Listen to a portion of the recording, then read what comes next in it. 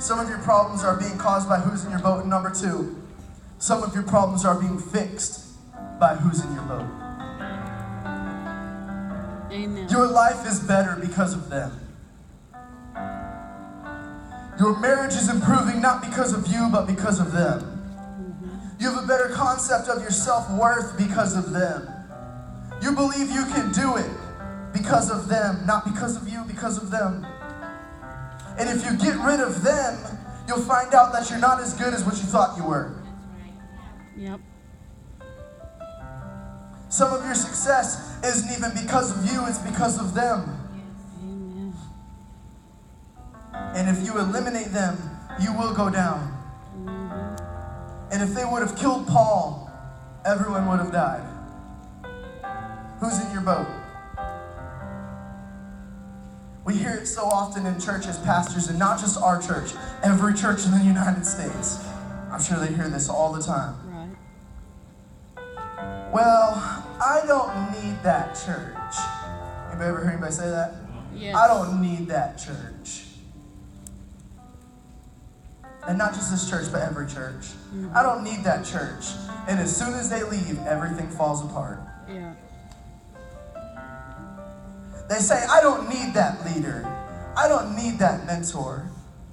And they don't realize the reason they're succeeding is because of who's in their boat. Right. With the right group, you will lose some things, but you won't lose your life. Come on. You see, the wrong group will have you holding on to things, keeping stuff. With the right group, you'll lose some stuff, but you won't lose your life. Come on. And that's the hardest part of this analogy of who's in my boat or who's in your boat. If you feel like if you lose them, you lose your life.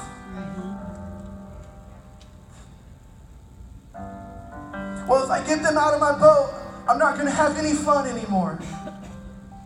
If I get them out of my boat, I'm not going to feel any validation. If I get them out of my boat, I'm not going to have those memories anymore.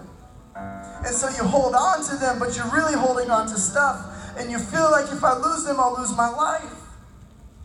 The problem is, what you don't realize is that you're already losing your life by holding on to them. Right.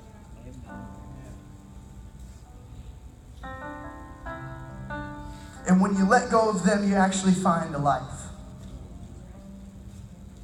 I remember in my life, I was saved as a little kid. I remember getting saved at like 8 years old, and I told my mom and dad how I was going to beat the devil up with a bat with nails sticking out of it. There you go. I hated the devil. But I remember when I actually started living for God. It was in 2010 after I graduated high school. That's when I actually started living for God. And I realized that there were some people that couldn't come with me.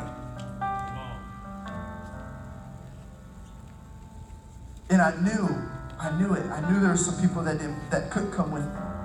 And some of those people were my best friends. They were my best friends, my buddies.